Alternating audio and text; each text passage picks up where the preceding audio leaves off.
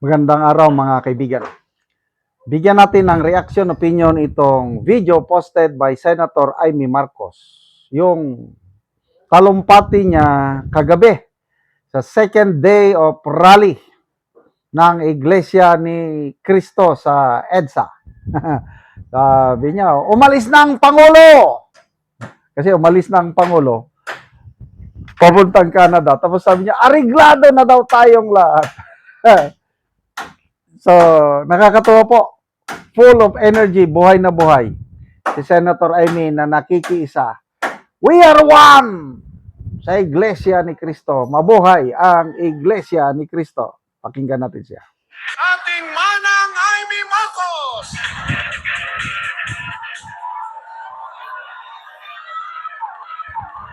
Kumusta na mga kapatid? Wala tayong kataguran. Nandito na naman tayo. Ikalawang araw, tunay na tunay.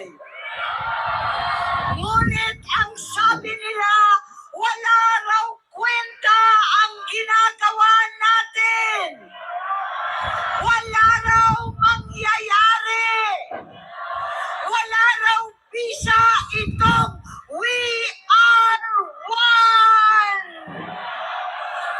Ngunit dyan sila nagkakamali.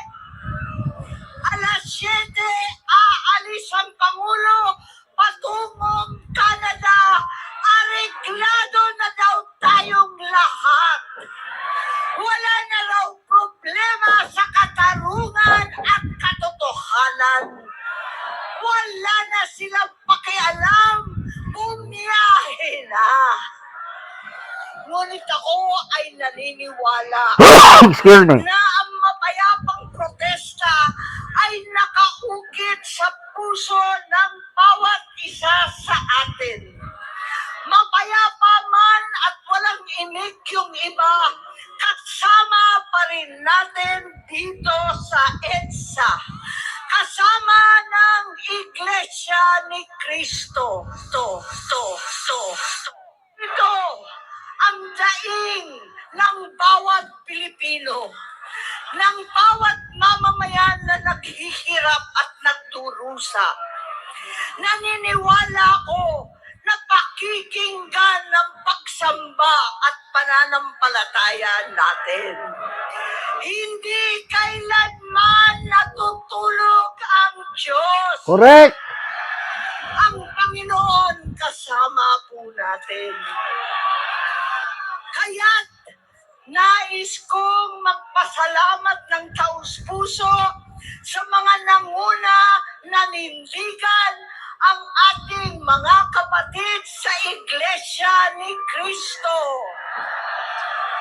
At anuman ang simbahan o paniniwala, samahan po natin ang ating mga kapatid dito. Nananawagan ako sa kauna-unahang kinulong, inapi, sinugod, KOJC, sumama kayo. Alang-alang sa mahal nating Pastor Kibuloy. Sumama po kayo, lahat ng ating mga Romano, ang mga Kristiyano at Evangelicals. Alam ninyo na ito ay tama. Ito ang tunay na katarungan. Umalingaw-ngaw ang inyong pastoral letter sa bawat sulok ng ating kapulungan. Alam natin na ito ang kinakailangan, transparency at hustisya. Sa ating mga kapatid na Muslim, punta na kayo rito. Hindi lang DDS ang welcome dito.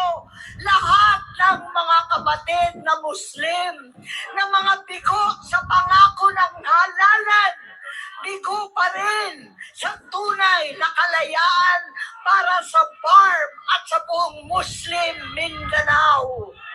Halina't magkaisa, we are one!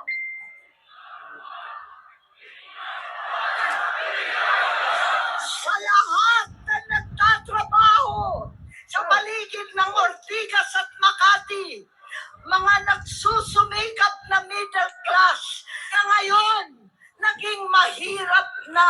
sang kahig santuka. Sumama kayo, ang karamihan ng mga Pilipino na mahirap at nagdurusa, walang trabaho, walang pagkain. Punta na kayo dito sa Iglesia ni Cristo. Sa lahat ng mga politiko, anuman ang kulay ninyo, wala na pong kulay pagkat lahat tayo ay tumatayo ng banderang Pilipino. Pumunta na kayo dito sa EDSA kasama ng mga kapatid na matatapang at naninindigan.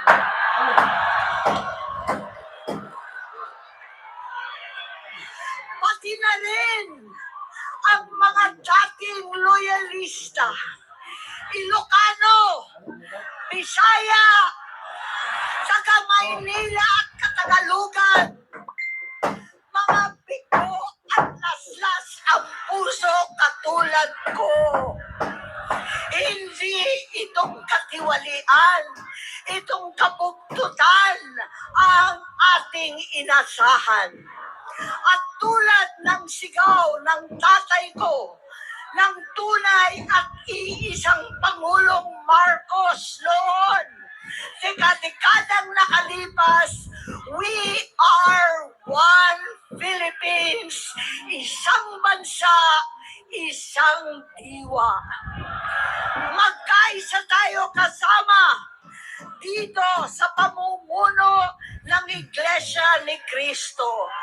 Magkaisa tayo, hindi lamang upang ipagtanggol ang mga senador, hindi lamang dahil kay Robin, kay Jinggoy na nakakulong, kay Alan, sa lahat sa amin na pinatawan na ng kaso, higit sa lahat ang ating minamahal na kapatid, Senator Rodante Marcoleta, na alam ko naman, kayang-kaya niyang ipagtanggol ang sarili sa mga kabugtutan, kabalbalan, kalokohan na pinataw sa kanya. Magkaisa tayo, hindi sa mga politiko lamang para ipagtanggol ang mga kapatid, kundi para sa sambayanang Pilipino, para sa ating kinabukasan, para sa ating mga pamilya. We are one! We are one! We are one! Nakakaiyak naman ang mensahe ni Senator Amy. Agree ako sa kanya. Kahit anong denominasyon o relihiyon natin, ito na yung panahon para magsama-sama tayo. Dahil ang kalaban natin, yung kabaluktutan, pangungurakot, pagnanakaw sa kaban ng taong bayan, selective justice ang ginagawa nila. Tara na, makiisa tayo sa kapatirang iglesia, we are one. Kaya salamat mga kaibigan sa inyong pagsubaybay sa channel na ito. Nakakatulong kayo ng malaki sa tribong Talandig ng Bukidnon dahil ang sweldo natin sa channel na ito is pantulong po sa tribo. Namimigay tayo ng libreng yero at pako para makapagpatayo sila ng mas maayos na tirahan. Panoorin nyo ang video na ito. Karon mo nini ang natagaan og sim si Kuya, natagaan og yero. Salamat kayo sa inyong gitabang. Excited na gid eh. O gumawa na ni ang yang balay na buslit na gyud. O gumawa na ang mga bagit ang mga buslit sa ilang balay. O karon mo na ni si ate, Kuya. Masa inong masulti Kuya nga natagaan na mo og yero o plinsin o lansang. Salamat kayo sa Ginoo global sa tanan ang nag-sponsor ani Oo. kami na tabangan. Oo.